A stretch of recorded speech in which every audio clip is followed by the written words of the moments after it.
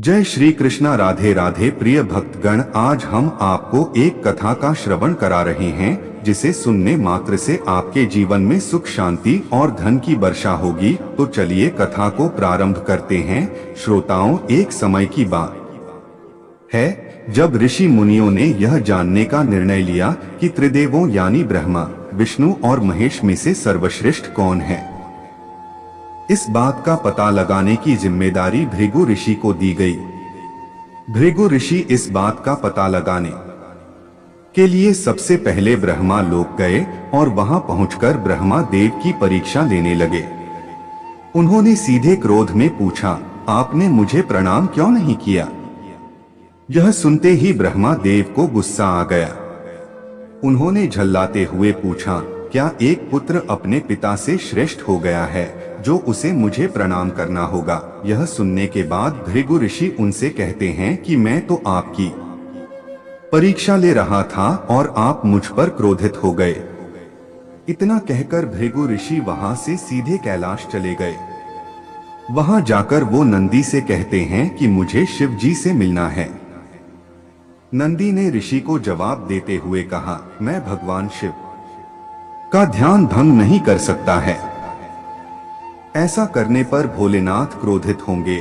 नंदी का जवाब सुनकर भृगु ऋषि खुद ही शिव जी के ध्यान को भंग कर देते हैं। शिव जी का ध्यान भंग होने पर वो भी गुस्सा करते हुए भृगु ऋषि भस्म करने की बात कहते हैं। तभी माता पार्वती उन्हें रोकती हैं और ऋषि मुनि को क्षमा करने की प्रार्थना करती हैं। शिव जी के गुस्से को देखने के बाद भृगु ऋषि कैलाश से सीधे बैकुंठ चले जाते हैं। वहां वो देखते हैं कि भगवान विष्णु आराम कर रहे हैं और माता लक्ष्मी उनके पैर दबा रही होती हैं। उसी वक्त भृगु ऋषि सीधे विष्णु भगवान की छाती पर पैर से प्रहार कर देते हैं। इस प्रहार से भगवान विष्णु की नींद खुल जाती है और वो भृगु ऋषि से प्यार से पूछते हैं, हे ऋषिवर, मेरे कठोर शरीर से कहीं आपके कोमल पैर को चोट तो नहीं लगी। अगर लगी होगी तो मुझे क्षमा कर दें। यह सुनते ही ऋषि प्रसन्न हो जाते हैं और समझ जाते हैं कि भगवान विष्णु ही त्रिदेवों में सर्वश्रेष्ठ हैं। मां लक्ष्मी भी ये सब होते हुए देखती हैं। वो गुस्से में कहती है, नाथ, उन्होंने आपको पैर से मारा और आप इस तरह प्रेम भाव दिखा रहे हैं। क्रोध में वो भगवान विष्णु को छोड़कर बैकुंठ से सीधे धरती चली जाती हैं और महाराष्ट्र के कोल्हापुर में रहने लगती हैं।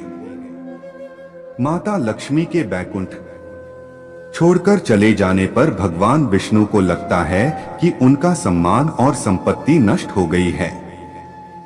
इसी वजह से उनका मन काफी अशांत रहने लगा। फिर वो माता लक्ष्मी की तलाश में धरती चले जाते हैं। धरती जाकर भगवान विष्णु श्रीनिवास नामक व्यक्ति बनकर माता लक्ष्मी को ढूंढने लगते हैं। माता लक्ष्मी को ढूंढते ढूंढते वो वेंकटचल पर्वत क्षेत्र में स्थित बकुलामाई के आश्रम पहुंच जाते हैं। वहां बकुलामाई ने उनका आदर पूर्वक स्वागत किया और उन्हें आश्रम में ही रहने के लिए कहा। उस आश्रम में भगवान आराम से श्रीनिवास बनकर रहने लगे। कुछ दिन बाद वहां एक हाथी आ जाता है जो सबको परेशान करता है। यह देख श्रीनिवास धनुष बाण लेकर हाथी की ओर दौड़ते हैं। उन्हें आता देख हाथी डरकर घने जंगल में भाग जाता है। श्रीनिवास उस हाथी का पीछा करता हुए थककर एक सरोवर के पास पेड़ की छाया में आराम करने लगते हैं और कुछ ही देर में उन्हें नींद आ जाती है। नींद में वो कुछ युवतियों का शोर सुनते हैं जिससे उनकी नींद टूटती है। आंखें खोलते ही वो खुद को 5-6 युवतियों से घिरा पाते हैं। युवतियां श्रीनिवास को डांटते हुए बोलती हैं कि यह राजकुमारी पद्मावती का उपवन है और इस क्षेत्र में पुरुषों का आना एकदम मना है। यहां तुम कैसे और किस लिए आए हो। श्रीनिवास जवाब दे ही रहे थे कि तभी उनकी नजर वृक्ष के पीछे से झांकती राजकुमारी पद्मावती पर पड़ी। वो उसे देखते ही रह गए। कुछ देर में वो युवतियों को बताते हैं कि मैं एक हाथी का पीछा करते हुए यहाँ पहुंचा। मुझे बिल्कुल भी पता नहीं था कि यहाँ पुरुषों का आना मना है। मुझे क्षमा कर दें। इतना कहकर वो बकुलामाई के आश्रम लौट जाते हैं। आश्रम लौटने के बाद श्रीनिवास का किसी भी काम में मन नहीं लगा। तब एक दिन बकुलामाई उनसे उनकी उदासी की वजह पूछती हैं। उदास होकर श्रीनिवास पद्मावती के बारे में उन्हें बताते हैं और कहते हैं कि मैं उसके बिना नहीं रह पाऊंगा। बकुलामाई उन्हें कहती है कि ऐसा सपना न देखिए जो पूरा न हो सके। वह एक प्रतापी राजा चोल नरेश आकाशराज की बेटी है और आप एक आश्रम में रहने वाले कुल व गोत्रहीन युवक हैं। कुछ देर सोचने के बाद श्रीनिवास कहते हैं कि मां, एक तरीका है, बस आपको मेरा साथ देना होगा। बकुलामाई श्रीनिवास का प्यार देखकर हाँ कह देती हैं। दूसरे दिन श्रीनिवास ज्योतिष विद्या में निपुण औरत का वेश धारण करके राजा आकाश के नगर नारायणपुर पहुंचते हैं। उनकी विद्या की वजह से हर तरफ उनकी चर्चा होने लगती है। होते होते एक दिन राजा ने उन्हें अपनी बेटी पद्मावती का हाथ देखने के लिए श्रीनिवास को अपने महल बुलवाया। वहां पहुंचकर उन्होंने राजकुमारी के हाथों की रेखा देखी और कहा कि कुछ दिन पहले एक युवक से वन में तुम्हारी मुलाकात हुई होगी। पद्मावती ने जवाब में हाँ कहा। महिला बने श्रीनिवास ने कहा कि उसी युवक के साथ तुम्हारा विवाह होगा। तभी पद्मावती की मां धरणा देवी उनसे पूछती है कि यह कैसे होगा। तब ज्योतिष औरत कहती है कि यह इसके भाग्य में लिखा है और ग्रह यह कहते हैं कि एक औरत उसके लिए आपकी बेटी का रिश्ता मांगने आएगी।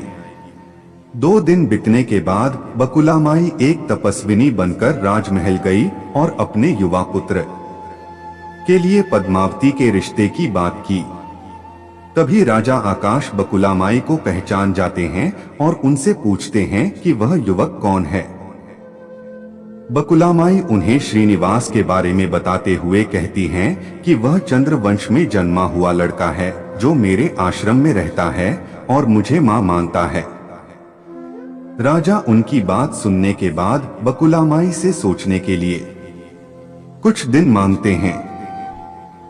फिर राजा ने अपने राज पुरोहित को बुलाकर इस बारे में चर्चा की। सब कुछ जानने के बाद राज पुरोहित श्रीनिवास के बारे में पता लगाने में जुट जाते हैं। श्रीनिवास के बारे में अच्छे से पता करके वह राजा को कहते हैं कि महाराज, उसमें भगवान विष्णु के समान गुण हैं और आपकी पुत्री लक्ष्मी जैसी है। ऐसे में यह वर आपकी पुत्री के लिए सुयोग्य है। यह सुनकर राजा तुरंत बकुलामाई के आश्रम में अपनी स्वीकृति के साथ विवाह की लग्न पत्रिका भिजवा देते हैं। श्रीनिवास और बकुलामाई को राजा की मंजूरी से जितनी खुशी हुई उतनी ही चिंता होने लगी।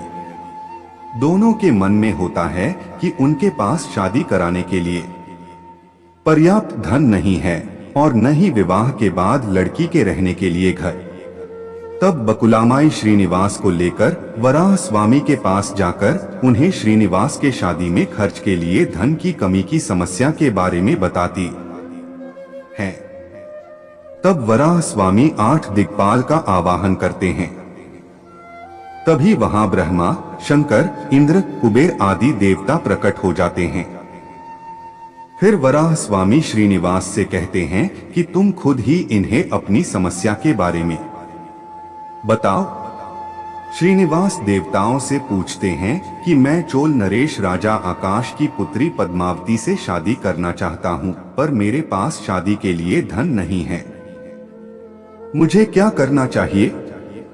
इंद्रदेव यह सब सुनकर कुबेर से कहते हैं कि तुम शादी के लिए इन्हें ऋण दे दो।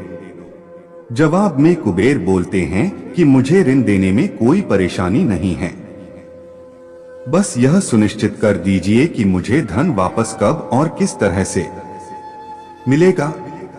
तब श्रीनिवास ने कहा, आप चिंता न कीजिए कुबेर देव, मैं कलयुग के अंत तक पूरा ऋण चुका दूंगा। फिर कुबेर ने देवताओं को साक्षी रखकर श्रीनिवास को ऋण दे दिया। उन पैसों से वह पद्मावती से बड़े धूमधाम के साथ शादी करते हैं।